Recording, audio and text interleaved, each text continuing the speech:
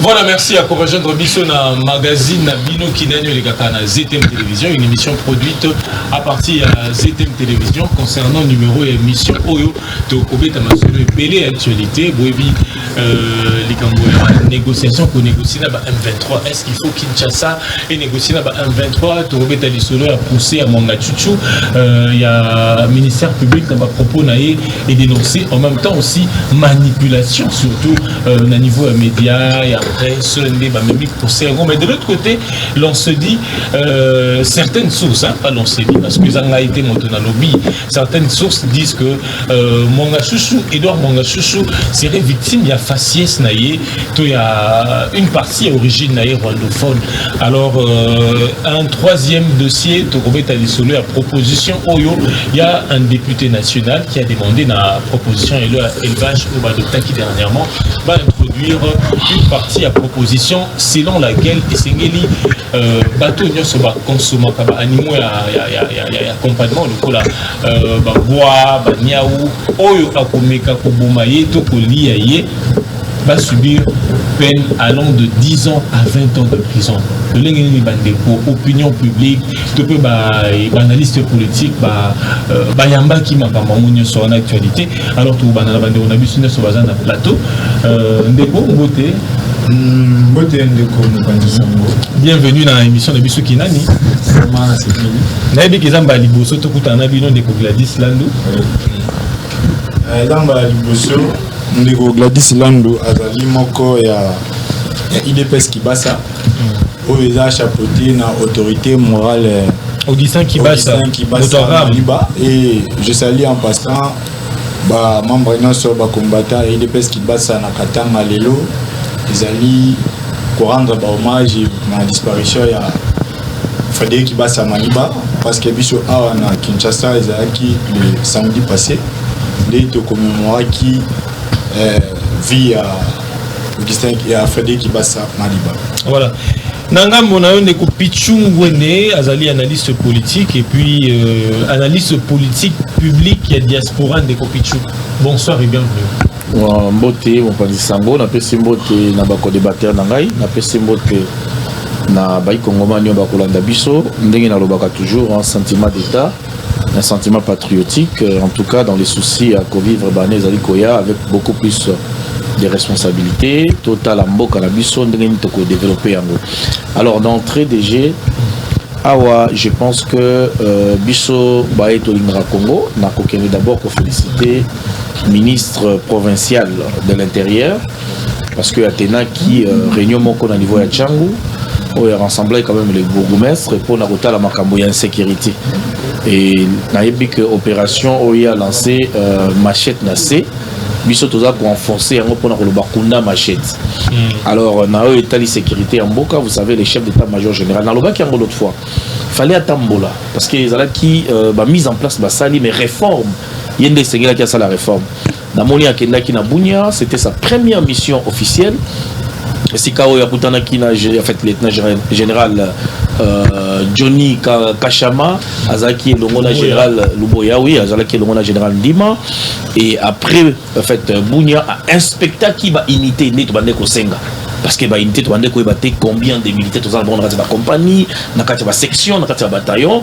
J'espère que rapport en tant que à Kinshasa ba ko renforcer les sous ba secteur en état de siège na merci beaucoup Matondo de Kasina na Goma makambo ya Sokoi 25 oh il faut to lo bayango et Zali environ oh il bande ko ça l'opération ba bande ko la réparé par ba génie na biso et puis et survoler les sous Nicolo et ma pata ya moka na biso ah voilà grâce à ma génie congolais dans l'armée congolaise. Écoutez biso 26 fois moins que ceux qui te réparent dans Libanda. Donc un 23 va bongama déjà Sokoi et ça déjà marche. Voilà.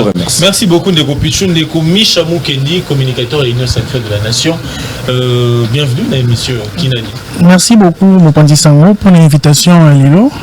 Je crois na PC ba collaborateur na Mambote na plateau. Mais d'entrée déjà na bisku na ngai Mopandi Sango il fallait na marteler sur le moko. Ya koyebisa été koyebisa mona mboka ministre ya finance Nicolas Kazadi apesa ba moyen na caisse nationale de péréquation ezali entreprise moko yali kosunga développement ya 26 provinces mais toyei komona awa ye Nicolas Kazali ali kobloqué ali kofinancer nanu vraiment caisse nationale de péréquation te donc yango mbela oyo alingaki na lobelango na entrée de jeu na ngai pe na sur pesa lisusu bandeko na biso bazali na est pe mbote je crois ba traverser un moment très difficile mais tout ça de cœur na bango merci. Voilà, merci beaucoup ndeko Misha Mukendi, ndeko Cartus Mputu ozali bongo analyste indépendant. Bonsoir pe boy malamu na émission. Bonsoir ndeko Molobeli, bonsoir na ba co-débatteur na nyonso ya poko ya lelo.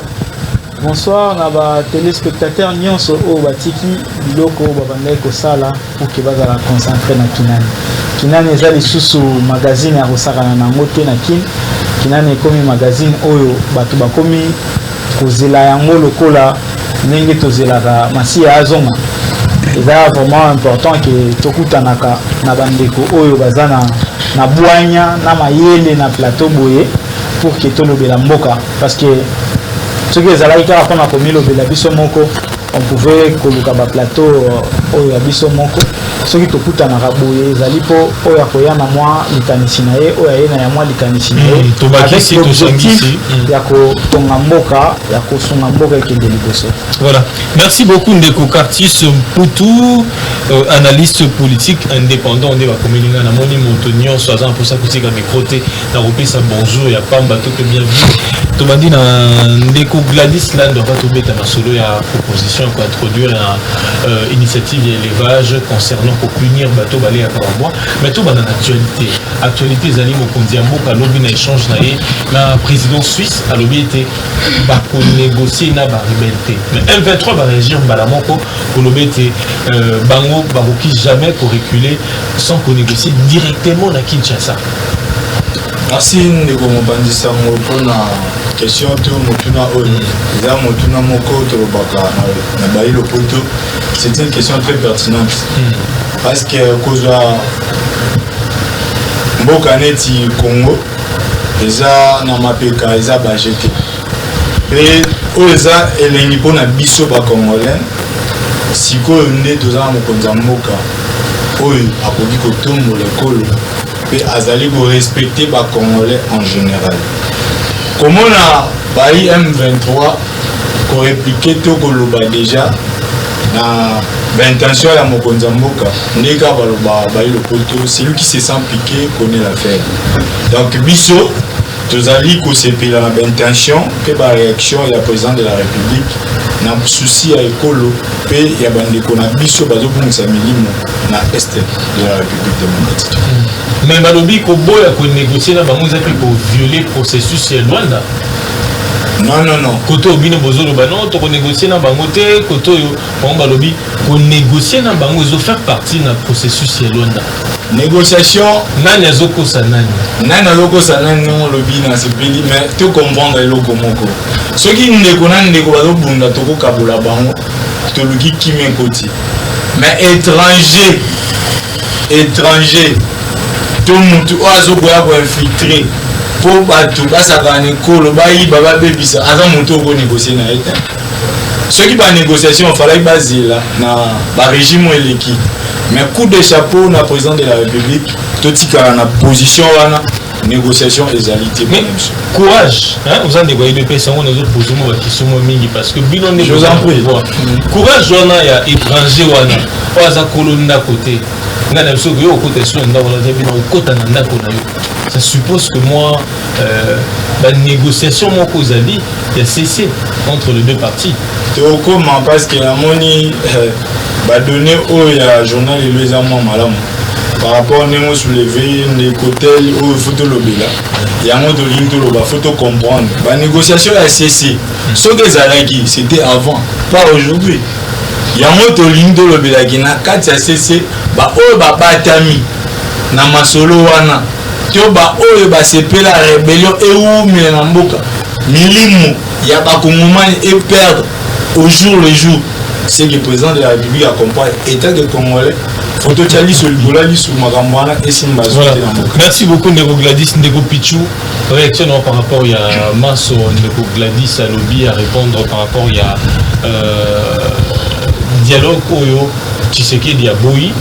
Koto na M23 ba rebelle ba lobby était bango ezali procédure au bakoleka nango parce que ils ont faire partie na processus ya loi na lobaka toujours que depuis cette guerre d'agression qui nous a été imposée injustement par cette coalition ougando-burundo-rwandaise, vous êtes d'accord avec moi que d'abord la nation congolaise a encaissé ougando-burundo-rwandaise, ça s'appelle comme ça, cette coalition. La nation congolaise a encaissé une perte énorme en vie humaine. Et vous le savez, avec la Kabylie, comme étant l'un des pionniers et la balkanisation au Congo, il était question ici, il y a qu'infiltrer Bissau à travers brassage, mixage et armée. Et je vous informe que soldats Nabiso Nachari, et Belé, ça va au monde, on a dit Bilo Warolia, Bachema au monde, soldats Belé Bakoufa Nachari, Soki Nanyale, qui on va vous le dire. Et la position du président Félix Tshisekedi, il reste ferme à ne pas négocier avec les agresseurs. Parce qu'ici, il n'est pas question de la rébellion. Même Laurent, en fait, Désiré Kabila, ce qui a précipité, on a précipité son assassinat, c'était par rapport à ces dossiers. Il nous a dit, c'est Tutsi qui veulent venir nous mater dans notre pays et nous imposer une loi. Et c'est comme ça que vous avez vu que Laurent Désiré Kabila était catégorique. Mais il fallait quelqu'un qui pouvait leur servir quand même pas seulement qu'il y a mort, pour la ça jusqu'au sommet de l'État. Ils ont occupé des postes clés dans mon pays où les Congolais vont pousser les vrais Congolais en exil. L'autre, comment on est quartier, comment on trouve face à Poto. Mais aujourd'hui, vous allez voir cette vague. Et ce sont des Congolais. Mais aujourd'hui, les gouvernements congolais, à travers la diplomatie, il y a agissante, je dirais, il y a président de la République qui sont clairs. Dans l'objet na bango boye, s'ils sont vraiment congolais, sauf qu'ils croire que Bazali ba congolais sika Bazali. Dans le programme, il y a démobilisation, désarmement, la réinsertion. Il y a tout un programme parce que programme n'est pas dans bango et ça possible sans qu'on négocie directement. Vous savez parce que programme Rwanda tant nous va kolanda yo ba va démobiliser bino bazu va désarmer bino va former bino va réinsérer bino boko zonga na vie civile lokola mutu nyonso ozongi pa na bino parce qu'ils n'ont pas d'adresse au Congo. Ce sont des gens qui ont traversé la frontière. Quand on va tirer, on dit ça, adresse n'a pas la bino, bazar la banda côté. Donc il y aura un problème sérieux contre les Rwandais. Mais bah oyo ya biso, vous pouvez voir même les autodéfenses. Et Belé, bah va déposer ba arme. Bah monsieur bazongi na Bandjougou, bah monsieur bazongi na Fizi, bah monsieur bazongi na Goma kuna qu'on appelle les Wazalendo. Parce qu'ils sont congolais. Parce que en 2013 déjà, Ndeko Kabila a déjà qui fait na makambo ala nyoso. C'est ça. On posait question moko malam parce qu'on a expliqué pour le peuple congolais va comprendre pourquoi bazoboya kolanda programme. Mais bango souci les amis négocier. Négocier c'est quoi? Toujours dans l'histoire à 1+4. Là c'est ma ça biso que non. To former gouvernement d'union nationale na bango. Bazui un certain Roubero va imposer le sous-vice-président. Bazui un certain Willy Ndoma va passer grade à général. La habité sur le banc de chambre bambé ma banga to ba osala eni. Est-ce que vous comprenez, un certain Vianney, comme commissariat, je ne sais pas, gouverneur, il y a. C'est ça négocier. Donc, c'est-à-dire le partage. Comment négociation est assemblanté parce qu'on aurait appris que les M23, les M23, les gars, vous savez, les affaires de l'État ne se gèrent pas. Non, oui, j'ai anticipé. Les affaires de l'État ne se gèrent pas avec des partis politiques. Vous comprenez, ce sont des organisations non gouvernementales au départ, les partis politiques, vous voyez. Mais aujourd'hui, nous allons parler de l'État. On parle de l'État congolais. La capitale congolaise Non, mais c'est ce que je suis en train de dire. Ils ont parlé sur c'est l'État congolais. Ça, c'est la responsabilité de l'État. Et aujourd'hui, l'État congolais qui est catégorique, à l'INI qu'on négocie. Moi, je réitère mon soutien au président de la République tant qu'il ne voudra pas négocier avec ces gens. Vous savez pourquoi? Parce que il y a dit que y a trouble dans le Congo et vous serez dans l'Est. Mais qu'au Congo, mobimba, détrompez-vous. L'État congolais, tant qu'on va un service à l'enseignement, ils sont là, Gawapi. Vous avez toujours un service à l'enseignement. Ce sont les mêmes services. Dans Zonga et pas dans le ciment. Négomisha Mukendi. Réaction par rapport à tout le monde bras de fer au Banguna, Bazosala na Kinshasa par rapport à situation sécuritaire. Il y a partie est tout le monde qui négocie dans Bango. Bango va imposer biso négociation. Premièrement, d'abord, je salue courage à président de la République, mais il ferme, décisif. Premièrement, je salue d'abord courage à président de la République, mais il ferme et décisif dans la négociation M23. Vous connaissez, nous sommes un État souverain. Les M23, ils allaient, moi, comme il y a aventurier, pour causer terreur dans le niveau est plus de décennies. Est-ce qu'un État souverain comme l'État de ministre de la République du Congo qui négocie la CACA, M23, qu'est-ce que ces gens veulent? Il y a M23, on va causer terreur dans la partie Est, il va intégrer l'institution, surtout aujourd'hui un système. Je voulais ici enrichir mon frère Pichou, il va intégrer système. C'est lui qui l'a banni. Balingi, tant qu'il y a un régime, il y a plus 4. On va négocier au flou moulin, na Kabila, on va président. Maintenant, quand vous faites ce qu'il y a un souci, combat et détermination, on ne va pas négocier. Mais nous sommes dans les caca, on insiste à la je dis ceci. Même si nous avons un mouvement M23, nous connaissons tous, ce sont les Occidentaux. Moi, nous sommes dans les cas qui ont une expression. Mais avant que les Occidentaux, on dit toujours que la communiqué armée la coalition M23 RDF. Cela veut dire que M23 soutenu par l'armée rwandaise. Mais effectivement, il y a un lobby qui c'était, il y a l'armée rwandaise. Maintenant, il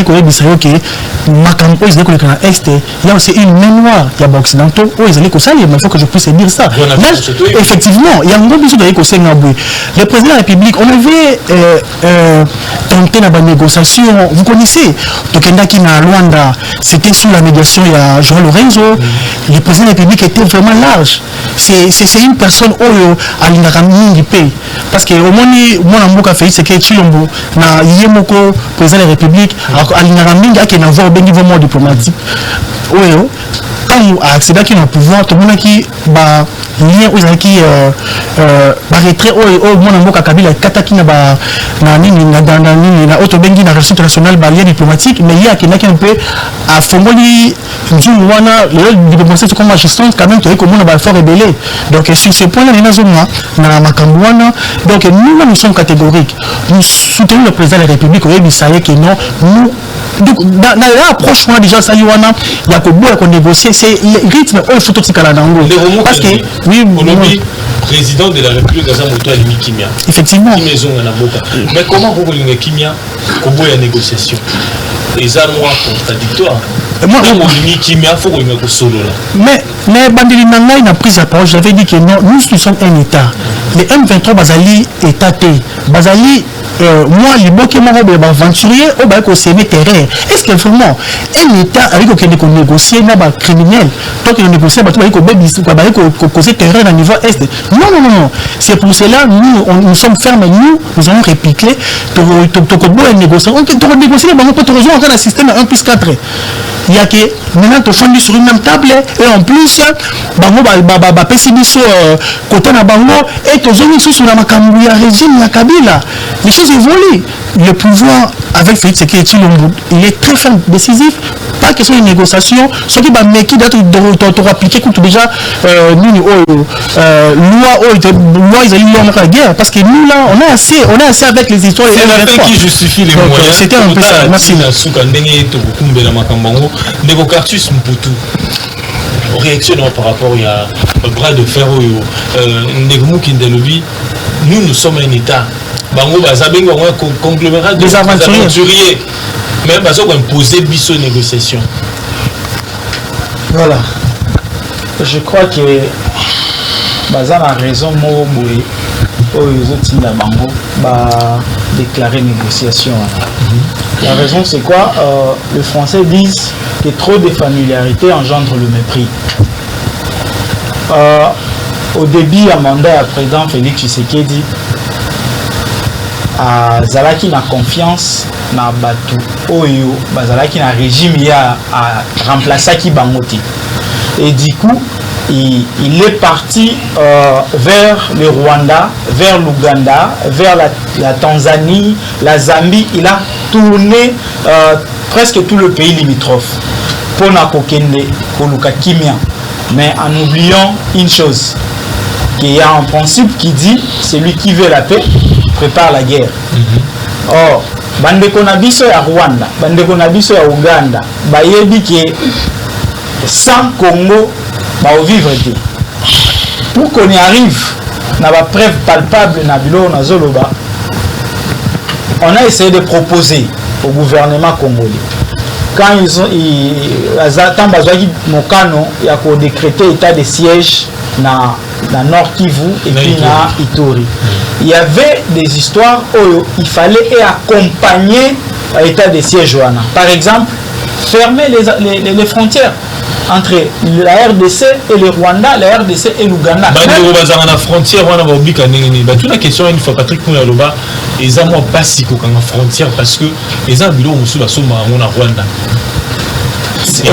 Est-ce que si le président a conséquences même sur le plan économique la conséquence la néfasteté parce que c'est le vous la néfasteté. Exemple les amis typiques Burundi à Kanga frontière na Rwanda. Est-ce que vous êtes au courant que si Pierre Nkurunziza a couffé na Burundi, c'est la garde républicaine congolaise qui faisait la sécurité de Pierre Nkurunziza? La frontière à Burundi na Rwanda est fermée jusqu'à sa mort. La frontière est fermée. Burundi va pouvoir quitter. D'ailleurs, le contraire, qui mal à l'aise, ce sont les Rwandais. Les Rwandais vont tenter à tout moment comment Kokende Burundi. Nous aussi, on pouvait faire ça juste pour 3 mois. Parce que c'est dans la matière sécuritaire. Or, dans la matière sécuritaire, au moins, on attend Mokonzi Mboka a eu pouvoir. Azalaki n'a problème Moko. Armée n'a pas de problème. Problème à l'Ibosso, Azalaki co-identifier d'abord ennemi Tozalaki parce que le M23 au début, il presque coexistait parce qu'il ne faisait presque il ne se faisait pas sentir. Le bandeko se fait sentir que nous avons Kodeko na BADF. Or, BADF na Kodeko, ce sont des gens qui vivaient dans la population. Lui, il fallait d'abord commencer par identifier Banguna wana Bazawapi et voir comment les neutraliser. Mais pendant que Bazo travailler sur comment neutraliser la force wana M23 et la Muki après Willy Ngoma après makambo basolo laki na Kinshasa après 14 mois baleka kiawa tango ezalaki respecté te nde bango bazongeli bake kozwa ba arme. Et tout ça ce sont des faux fuyants. Ce sont des faux fuyants. Pourquoi? Parce que même le président de la République 14 mois même le président de la République lui-même l'a soulevé à plusieurs reprises. Nini oyo Batouana soit disant bandeko na biso topesaki bango te oyo bakozala nango besoin lelo. Na pesa exemple à liboso ceux qui balobi Rwanda lobi bayaka koluka ba enderamwe oyo lelo bakomi kobenga ba FDLR ceux qui bayaki koluka bango pendant les RCD. C'est le Rwanda qui dirigeait ces mouvements. Les militaires rwandais opéraient au sein du RCD. Combien de FDLR Bazonisaki na Rwanda? Au moins, on a qui réponse. Parce que ce sont des informations apparemment la plupart de comprendre. Donc aujourd'hui, la RDC n'a plus rien à donner à ces mouvements-là. Parce que tout ça, na mouvement Mamachuchu Azalaki président CNDP, bakota tina gouvernement. Kundabatoire Azalaki côté militaire, Mamachuchu Azalaki côté civil, pour tout Azalaki président na bango. Après, ils ont créé un 23. Si na ba parti politique comme on a qui na Kinshasa. Et puis vous allez remarquer Là, quand les autres étaient dans l'opposition, que la communauté internationale a imposé gouvernement ou régime passé, ça a accord et aussi à leur niveau, vu qu'ils étaient assoiffés du pouvoir, ils ne pouvaient que saisir cette opportunité. Mais aujourd'hui, la même communauté internationale, je vais vous rappeler, pas plus loin que tant Mokonzamboka, ça qui point de presse Mokonzamboka Emmanuel Macron. Mais Emmanuel Macron l'a dit que pendant que nous on est en train de parler ici, le 1-23 se retrouve en Angola. Bazo Sololana Joao Lorenzo Mutu na kati ya bato bazo sona basala masololiwana oya ko respecter ba accord wana te yemo nda ko la responsable à makambo koya. Merci beaucoup. On continue comme boma biso moko pour rien. Nous devons d'abord cultiver cet amour pour la nation, le patriotisme. Tout le monde a kaka ko diriger mboka lokola Congo ezala kola continuer sa facilité. Peut-être que comme ça la il y a ma casse merci beaucoup Nego Poutou. Kuna ba komenga sujet à chien non to kutu na sujet à chien parce qu'il faut to ko planisula mon gachuchu. Hein? Nego Gladys, cela mon gachuchu Nego Poutou nde a aussi ko soulever comme moi mon gachuchu. Affaire mon gachuchu. Bolobi bakangi na ba armes de guerre coffre na wutu bokanga ki yango pona ko formulisa kotala ndo eza na kati. Curieusement, il n'y a eu que des passeports, certains documents livrés par Célaire. Merci. Qu'est-ce qui se passe au juste? Qu'est-ce qui se passe au juste? Bon, Bana Congo sort de partout Bazali. Toi aussi, Mami, comment bien? Bana Congo de partout Bazali. Na 4 coins à RDC Mobimba, Bazan Mawa. Et avec de larmes aux yeux par rapport à cette affaire, mon Machuchu. Moi, personnellement, je n'ai cité Bakumba individualité. Mais si on a cité, c'est parce qu'il y a de partout, de quoi toujours le bien. Le monsieur en question, na Babiloko Bakuti et Painae, je salue d'abord le travail bien fait à l'Agence nationale de renseignement ANR. Pour continuer dans ça parce que vous avez aidé même le gouvernement de la République et le président Antoine Tshisekedi Tshilombo. Il y a se mesurer par rapport à l'obstacle et à danger à venir. Mais pour nous tomber sur le monsieur, j'ai de larmes par rapport à Nîmes. Comment un élu du peuple, soi-disant un élu du peuple, qui siège à l'Assemblée nationale, il paraîtrait, il est de Fizi, Tchourou, je ne sais pas moi.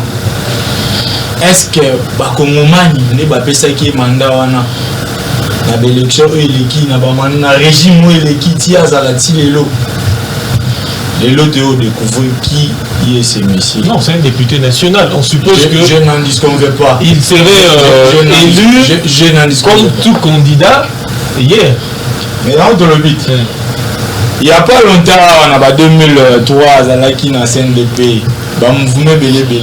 To banda ko craindre na 4+1 bato mususu bazalaki na croyant que bazali ko peser tout bazali makasi. Alors que ba pilier ko leka bango donc Roubert on est rien de bazar banani.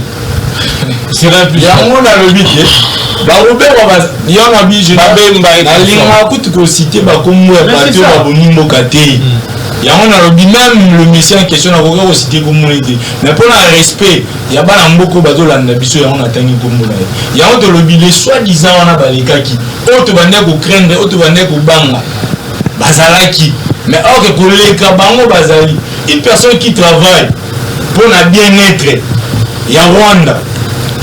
Il a des entreprises, il a beaucoup de choses, ces messieurs, Nabamboka, tout ça d'investigation. Mais un député élu n'a qu'à Tiamboka. Mais vous avez parce que ça n'a pas belé, mais tout le monde a un faux esprit. Monsieur touche, c'est ça. Touche loin de là. Touche loin de là, c'est-à-dire que les acquis de ça pour ça carré minier. Mais ils ont carré minier. Non, carré minier c'est d'accord. Non. Si on Gladys sur le dit non, dans un poste dans un carré minier, on peut sur la procédure au gros dans un carré minier. Pas de problème. Mais alors, il y a pas à cause dans un carré minier. Est-ce que ce problème même c'est ça moi problème c'est ça cop métier. Mais problème même c'est ça que le sang il y a pas congolais où ils ont gang. Comment un député national, un élu du peuple, il a ose passeport. pour votre information. Yoko a 3 passeports, c'est pas interdit. Yoko a 3 passeports, c'est pas interdit. Vous avez un passeport et les infractions, c'est ça. Vous en avez combien? Non, vous en avez mis balai au-delà de 3 réponse. S'il vous plaît, 11 passeports. Passeport ni nani. Ministère public à l'Oulémo. 11 passeports, ils ont un passeport moussous. Du part, je crois. Du part côté Rwanda. Du part côté congolais. Un député élu du pays. Vous avez des députés ici, des parlementaires qui sont belges, congolais, français. Et j'aurais souhaité en passant pour le député 2 nationalités. Au bazar l'Assemblée nationale. C'est le moment. Vous avez pour le cas. Pour accompagner le président de la République. Par rapport à c'est qu'il y a 2 infiltrations. Les députés Moussous au bazar na kati. Baganda côté Kamboka au Malembe. Pour les tout le mission en question. Bon, il est au monde. On a tout le monde. Question marque, donc point d'interrogation. Nego Pichou, réaction par rapport à les procès mon Chuchu. En tout cas, merci beaucoup. C'est pas limiko quand Deko Curtis, Lélo quand même, l'autre fois a critiqué qui état des sièges, Lélo il a quand même donné la raison d'être à état des sièges. Alors Biko il fallait pas kanga ba frontière. Mais Deko nanga ba kanga ba frontière ndengeni. Tala makambo non toza nango ya SNEL awa. Parce que au début ba grand site frontalier Nabiso, ils sont alimentés par les pays voisins. Il y a le Rwanda aujourd'hui qui alimente ma site Namboka Nabiso. Il y a la Zambie et même le Soudan. Parce que vous pouvez comprendre ça dans un pays comme le nôtre. Et l'autre, on a un problème, il y a courant, pas seulement à Kinshasa. Allez-y même dans des provinces, au Congo, dans l'Otili qui était au courant. Donc déjà, je me pose des questions. Inda, ça nous sert à quoi? Les grands pays comme le nôtre, ils ont hérité Makamoto Kuti, 18 ans. Tout ça qu'on sous-traité dans le pays voisin. Imagine si on a citoyen aux Zolobawana, dans le démocratie, dans la brutalité, Rwanda Kati courant. Pour Rwanda, on peut s'abonner courant. C'est vraiment hallucinant. Et puis, au état en fait, diplomatie, il y a une façon de faire. Ils ont la pression diplomatique. Ils ont un pays avant que tout comme la déclaration que les gens ne comprennent pas. Alors, les Kambo Oyo, il y a Mwanga Chouchou. Mais on va répondre à la question que posée de Konanga Lobi. Passeport. Est-ce qu'ils allaient m'appeler qu'on a 2-3 passeports? 2-3 passeports. Oui, ils ont une infraction qu'on a un passeport mis ça en cours. Parce que nous avons un passeport Moko. À moins qu'on ait un passeport Oyo expiré, mais ok, qu'on ait un passeport Moussous. Mais si Pichou a 3-4 passeports en cours, j'ai dit, soit passeport ordinaire, 3 passeports ordinaires en cours, mais c'est pas normal. Qui est ces pays-là qui ont 3 passeports en cours? Et ceux qui ont un passeport diplomatique, je ne sais pas si vous avez autorisé à cause de 4 passeports diplomatiques en cours. Donc les alliés suspects, c'est déjà des points où ils ont fait sa suspicion. Mais en Bossa, c'est pas seulement elle et sa femme avec des passeports diplomatiques. Et il s'avérait que des passeports où ils appellent à mort à la société se retrouvent dans la carte. Alors, vous savez, les Congolais ne comprennent pas. Bakangi était parce que Bakende pour la coffre fort. Non, c'était pas ça. Bakouti et la Minuki. Et tout est arsenal. J'ai dit tout est arsenal. Papa, au quitté. Mais j'ai suivi l'information et on a exposé ça. Ils étaient que non. Et les gens qui vont dans des procès, y compris moi, et je suis même à la SNC. Certains citoyens disent que Minduki au moins armes de guerre, ne se limite pas été.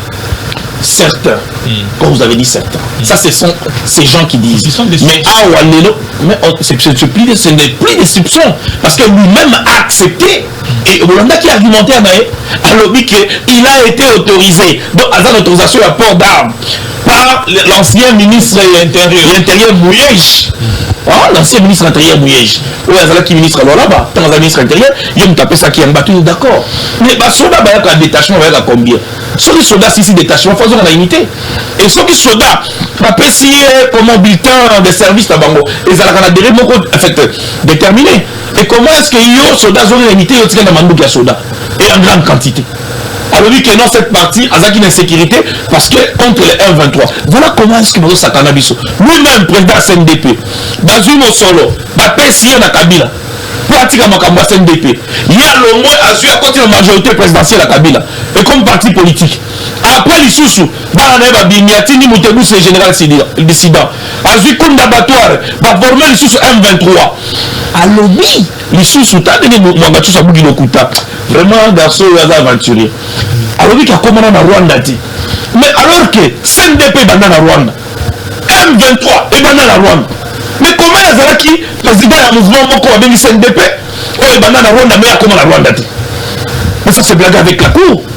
Moi, j'aimerais que réquisitionner les sous-sous. Bien maillé. Un permis d'exploitation. Il y a un mot qu'on a secteur on a hectares de délai pour 35 ans un seul individu à exporter, peut exploiter tous les minéraux. Il y a beaucoup d'habitude. Donc c'est un bourgeois, un milliardaire en défaveur de beaucoup. Et même il y a employé qui est en haut. Il faut toquer nos quotas là. Ministre Amina Tangouana. C'est toujours pendant les 18 ans de la Kabylie. Et si aujourd'hui Kabila a fait des gens, je dirais des lobbying en force financière, vous vous étonnez que la guerre continue dans notre pays. Et ça, quand on a shooté, n'est-ce pas, Papa Mbosso, le qui est mort. Donc, des groupes armés. Ah, il y a un groupe qui est noté. Dans ça, pour la moi, parenthèse, parce qu'il y a la sécurité, nous, c'est le baron habitant de Kete. Je vous informe que, et ça, n'a pas mis sous Bakanga qui bango, environ mobile, il y a un bateau, Kouta Goma, Kouta Sud Kivu, pour le Manga Chouchou. Et puis, je vous dis qu'il y a à boire et à manger dans cette affaire. Vous en avez après l'arrestation de Mwanga Chouchou, M23 va se retirer. Qu'est-ce qui se cache derrière l'arrestation de Mwanga Chouchou? Pourquoi est-ce que Batouaza qu'on s'agitait? Je vis même des jeunes Congolais activistes, on a ébaki, pour défendre. Mais c'est hallucinant. Dans un pays comme le nôtre, mais si quand on a cité la loi Tchani prend sens, il y a ma camtosa comme on a souveraineté en mot cannabis, ils allaient violenter chaque jour. Mais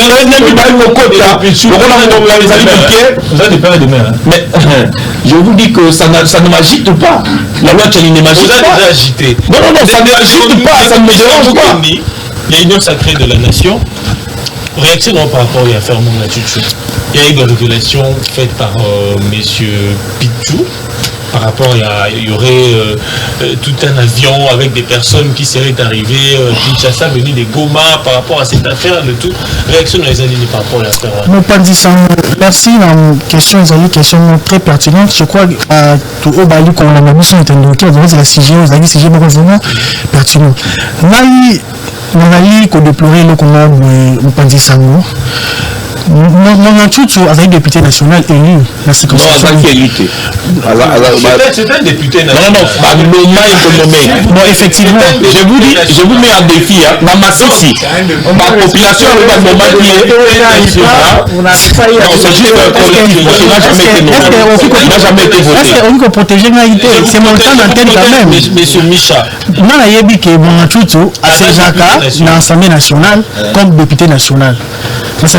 Député national, on a la yebi kazaki élu. Mais là, on a un déconnant avec non, on a qui nommé. Tu as dit bien que l'élection, où il est qui là, c'est. Mais tant que déjà côté dans l'Assemblée nationale, il siège. La Koben n'a pas de député national parce que Namoni qui est effectivement Azali un mandat du peuple.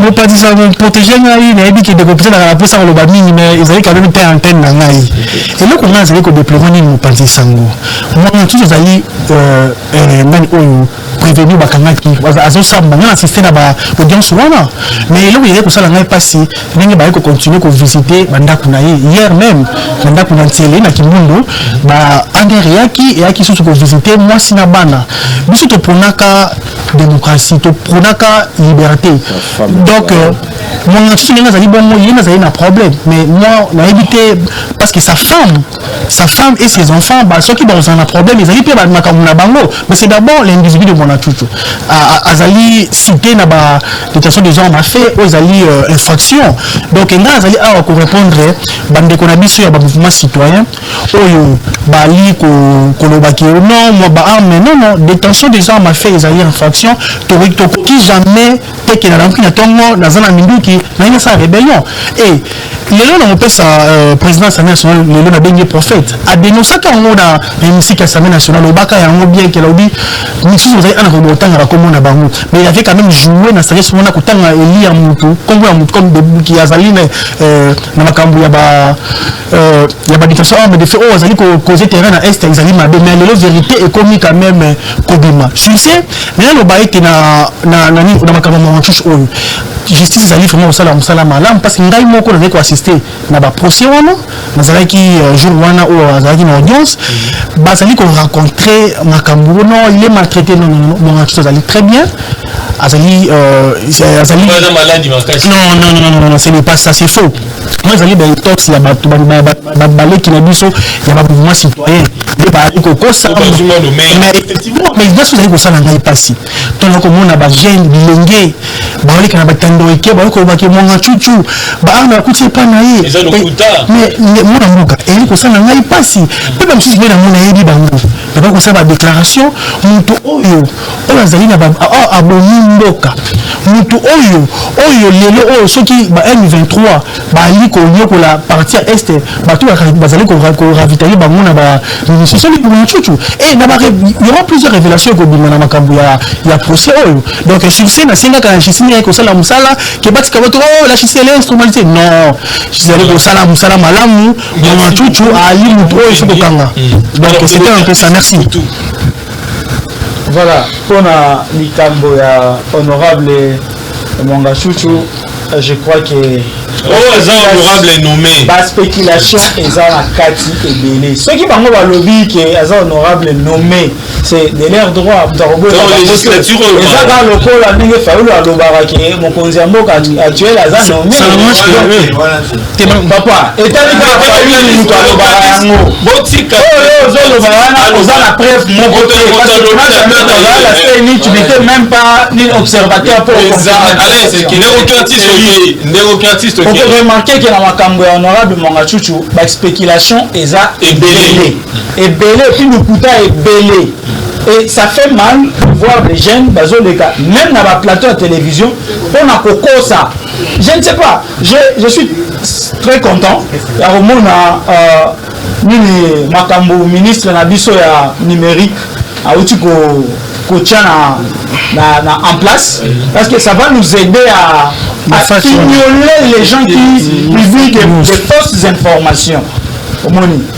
Honorable Mwanga Chuchu soko tali ba oyo babanda kolanda dossier ba oyebi entreprise wana na nini na Masisi. La première vidéo ebimaki contre honorable Mwanga Chuchu ezalaki mutuka moko ezoleka na rond-point Birere na Goma avec des militaires à l'intérieur, batu ba filmer balobi ba uti kokanga ba M23 na ndako honorable Mwanga Chuchu. À partir de Kinshasa, il a fait un communiqué. Yakobo ya biloko wana lobi na yebi mutuka wana te basoda wana bimaki pa na ngate omona même na Goma il y a eu un communiqué qui était uniforme na oya salaki yao. Après un certain moment toye komona population bakoti na après que M23 ba libérer espace oro ezalaka na entreprise na ye omoni ba jeune bakoti na kati ya entreprise o to monaki bazokotisa ba arme liboso bimaki na kati ya ba fille ya batono na sa mabele. Après to mona misusu ba yeko timola yango na mabele.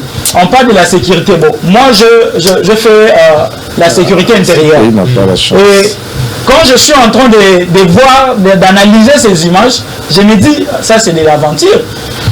La population a découvert ma mindu qui wana est-ce qu'ils sont travailleurs là-bas? Est-ce que c'est filtré information information comment ils ont si que ba mindu qui mususu bakunda ki yango s'ils ne sont pas eux-mêmes ba oyo basala ki musala wana pour que ba kende découvrir mandu ki yango. Et puis après je suis en train de suivre mon frère dire Arsenal a Minduki va binisa. Donc c'est vrai qu'il y a Zolanda procédé parce que Mwanga Chuchu Nandaku na Kinshasa bakuti arme moko et 42 munitions. Arme moko na 42 munitions. Oyo alobaki Minduki Oyo, j'ai été autorisé. Quand je me suis senti en insécurité, quand mon mouvement M23 est bandit, je suis allé voir le ministre intérieur. Il m'a dit, écris-moi, je vais te répondre. À Komelaye, il a l'autorisation légale, il y a port d'armes. Au-delà de ça, avant de armes de guerre, on a une information. Armes de guerre, on a tout la seconde déco. Parce que les armes de guerre,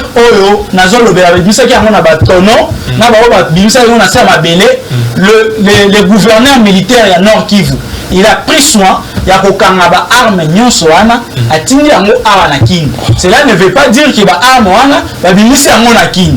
Parce qu'on commence en même temps avant ba fongola nini coffre fort wana. Pour moi la image moko etambolaki. Tala minduki, tala masasi ba bimisi na coffre fort à Mwanga Chuchu. Or tout ça, ce sont des mensonges. Tomeka ko pesa oyo et au cœur salisa mboka lobby. J'ai aimé ce que mon co-débatteur à côté de moi ici a dit. Donc il y a jusqu'à preuve du contraire, Mwanga Chuchu azana nous présumé innocent. Encore prouver innocence nae batiki ou bien encore nini ministère public encore prouver nini ba faute nae et eza lourde bakangiye. Donc tokoki komanda ko spéculer avion bimino non Kivu sim Kivu to kusamba on a faire Mwanga Chuchu batu bakoya ko samba pour na faire Mwanga Chuchu parce que c'est supposé que na CMB militaires qui kuna ce sont des militaires congolais. Donc bazo découvrir ba minduki na kati entreprise wana na maboko na ba militaire mais na se ya mabele. Or c'est une entreprise qui était sécurisée par la police congolaise. Alors ba policiers bazaki na ba garde kuna. Ba to la tinda ba policiers na garde kuna. Tous ces gens là, ils doivent être interpellés pour justifier ba minduki wana ndenge komaki na entreprise wana na ndenge ba ko découvrir yango. Donc arrêtons de spéculer sur un dossier qui est encore en cours. La conclusion n'a pas limité, mais toujours l'inga koloba on dirait Mwanga Chuchu c'est un démon. Il n'est pas un seul démon. Merci beaucoup. Déjà oui, abé la rabango. La bande c'est là on a kutu nini plupart ya honorable bazala ba assemblée nationale. Merci ndeko. On va bimi na banon qui bukuna on va bimi na ba mouvement wana te. Toluka mission ya face à face to son Mwanga Chuchu très bien. Ndeko Mukendi. Na bande sur suka 30 secondes. Pour na tout qui ça. Et pas na 30 secondes. Mamambo. Merci beaucoup. Je salue les députés nationaux Boris et beaucoup na les kanisi oyo il y a Azui na kokende na Assemblée nationale ko déposer loi sur makambo ya kolia bamboa où un phénomène moko na Kinshasa. Et on tourne dans l'émission prochaine. Donc ok, je crois merci beaucoup na ndenge obengi singai makambo Mwanga Chuchu, je crois les amis ba analyser. Donc moi ici je voulais juste marteler une chose qui makambo ya ba fake news oyo bato bazali sur le terrain te o ba ko rentrer ba réseaux sociaux les ali mabé, mais j'ai quand même aimé aussi makambo ya ministre numérique pas de intox et si là na PCP yo pembote et merci beaucoup ndeko Mukendi ndeko Gladys. Bon merci bon quand c'est loin na ngana ba ça mon rebelle ndeko ya olobezala qui na procès à Mwanga Chuchu pour ne pas citer les individus mais on est moi ba mon beaucoup ça à côté la ndeko quelque soit là présumé innocent non c'est après les sangs coulent encore on a bandé pour et ils sont là dedans par rapport il y a 42 munitions de guerre papa tout le méga épée madame de Zoloba quelque soit tu luttes contre sa démocratie qui met là mais tout qui n'est pas du droit bateau babo mamboka faut télémer là bas en passant je salue le secrétaire général maître Séraphin Oumbaka PP de loin et l'autorité morale de l'IDPS qui bat ça mais Augustin qui bat ça Ram bon Ram merci beaucoup Ndeko Gladys Ndeko Pichou en 30 secondes oyebi moko na chance te namoni binaki bato balinga mboka ti lola ndeko nanga ki artiste Aïe, Mambolo Bata. Après, si autorisation, non, je suis en train de conclure. 43 personnes font dans la concession, on retrouve 85 personnes dans la concession. Armées. Posez-vous des questions. Et quand il me parle, alors dit que Bakoutagi va arme lourde. Là, c'est roquette. Oh, Bakoutagi a mon aïe. C'est une arme. Des armes lourdes. Débat ici déjà. Je pense qu'on a conclu. Des armes de guerre. Mon frère, lance-roquette. Lance-roquette. C'est une arme de guerre. Arme de guerre. On précise. C'est pas une arme portative. 85 personnes. En majorité, Tutsi. Mais Batika la va congolais. Pourquoi ces gens se sont transformés? Merci beaucoup. Lui n'a jamais arrivé au Rwanda. Et vous défendez dans une télévision. Vous défendez ça. Congolais, un jeune congolais. Et puis les personnes qui viennent condamner le cas. Il y a la guerre, il y a l'occupation rwandaise, il y a les États. Mais pour lui, vous voulez qu'on arrête.